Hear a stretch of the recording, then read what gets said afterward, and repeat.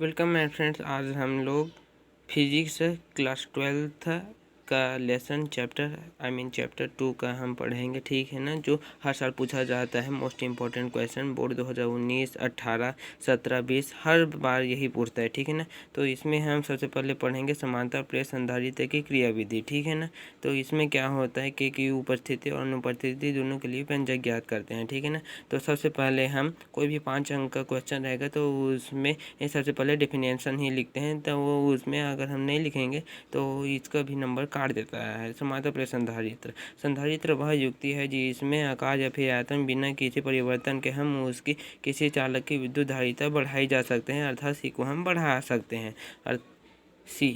सी को हम बढ़ा सकते हैं, ठीक है ना। इसको हम इज इक्वल टू भी लिख सकते हैं, सी को बढ़ा सकते हैं, जिसमें समांतर प्लेट संधारित्र इसका ही प्रमुख भाग है। यानी इसका कोई डिफिनेशन नहीं है, लेकिन डिफिनेशन के तौर पर हम संधारित्र के रूप में लिख सकते हैं, ठीक है। उसके बाद फिर इसकी रचना, इसमें क्या होता है, इसमें 2 आयताकार प्लेटें होती है, बीच में परावैद्युत माध्यम होता है और ए बी 2 संधारित्र की प्लेटें होती हैं, दोनों के बीच की दूरी डी होती है, ठीक है ना। उसके बाद फिर हम इसकी क्रियाविधि में आते हैं। रचना और क्रियाविधि समांतर प्लेट संधारित्र के नामांकित आरेख देख लीजिए। यहाँ ये जो ए है और बी है 2 संधारित्र प्लेटें हैं, या फिर इसको विद्युत रोधी प्लेटें भी कर सकते हैं, ठीक है ना। यहाँ हमारा प्लस सिग्मा है, इस और प्लस पॉजिटिव है और इस और पूरा नेगेटिव है, ठीक है ना।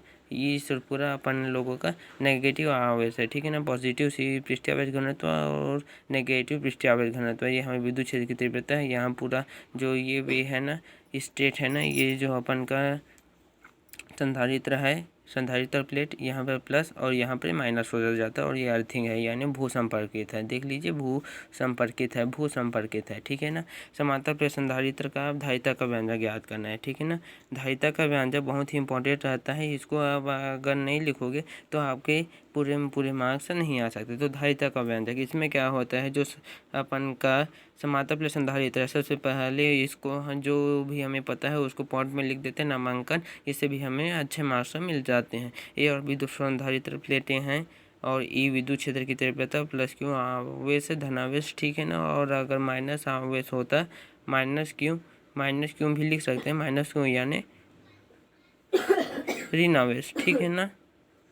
Minus Q is equal to अपन का ऋण आवेश होता है, लेकिन अपन जो आवेश है जनरली उसको सी से दर्शाते हैं, इसका मात्रा कूलाम होता है, ठीक है ना। और ये जो प्लस सिग्मा है और माइनस सिग्मा दोनों पृष्ठीय आवेश घनत्व है, ठीक है ना।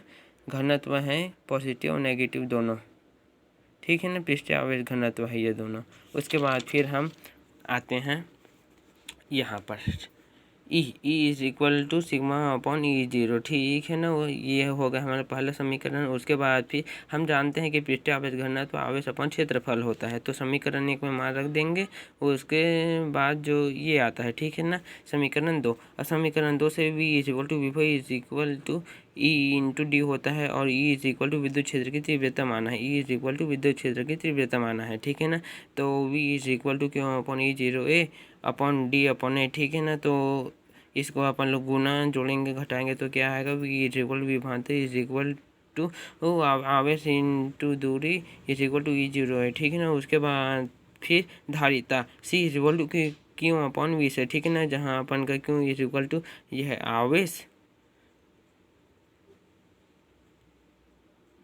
लिख लीजिए इसे अच्छे से, आवेश, और ये है विभवांतर, ठीक है ना। और ये जो क्या है, के इज इक्वल टू परावैद्युत माध्यम है, जैसे उदाहरण काजे है, ठीक है ना। C is equal to Q upon C V से, ठीक है ना। वी की वैल्यू कहाँ दी गई है, वी की वैल्यू यहाँ दी गई है हमें, तो वी की वैल्यू हम यहाँ लिख देंगे। यहाँ क्या होगा, सी इज इक्वल टू क्यों का क्यों कट जाएगा। उसके बाद भी ये जो नीचे हैं उसको हम ऊपर ले जाएंगे, ठीक है ना। तो क्या होगा, ई जीरो ए अपॉन डी हो जाएगा, ठीक है ना। यही हमारा रहेगा अनुपस्थिति के परावैद्युतांक माध्यम के अनुपस्थिति के लिए ये रहेगा, ठीक है ना। के इज इक्वल टू नॉट, ठीक है ना, इसके लिए यही रहेगा। उसके बाद फिर अगर आपको प्रश्न अनुसार कोई दिया गया रहेगा तो उसके अनुसार आप के परावैद्युतांक माध्यम की उपस्थिति के लिए, तो परावैद्युतांक माध्यम की उपस्थिति के लिए है, तो इसके लिए रहेगा सी धारिता इज इक्वल टू के into E zero upon D, ठीक है ना। तो यहाँ तक आप अच्छे से लिख लीजिए, और उत्तर में भी लास्ट में ये भी लिखना कि अतः समांतर प्लेट संधारित्र के व्यंजक के परावैद्युतांक माध्यम की के इज इक्वल टू यहाँ पर हम इज इक्वल टू भी डाल सकते हैं, ठीक है, आपकी मर्जी, नहीं डालेंगे तो भी सही है। कि माध्यम की उपस्थिति में के इंटू E0A अपॉन डी, या फिर अनुपस्थिति में C is equal to E0 upon d होगा, ठीक है ना। तो यह है समांतर प्लेट संधारित्र की सभी क्रिया विधि, ठीक है ना। यहाँ पर ये एंड होते हैं और आप जैसे मैंने दिखाया है, मैंने जिस प्रकार ये इसका दिखाया, आप स्क्रीनशॉट अच्छे से ले लीजिए इसका, ये लीजिए। और एक स्क्रीनशॉट लेने के लिए, ठीक है, आपके स्क्रीनशॉट लेने के लिए मैं ऐसा कर रहा हूँ। और उसके बाद ये धारिता के व्यंजक के परिवर्तनताओं की उपस्थिति और ये अनुपस्थिति के लिए, और इसे आप अच्छे से लिखिएगा ताकि आपको बोर्ड एग्जाम में लिखने में आसानी हो। ओके, धन्यवाद मेरी ये वीडियो देखने के लिए। और इसे ज़रूर से ज़रूर अपने दोस्तों, फ्रेंड्स, इन सब को सब्सक्राइब कर देना, शेयर कर देना और सब्सक्राइब दोनों कर देना, ठीक है।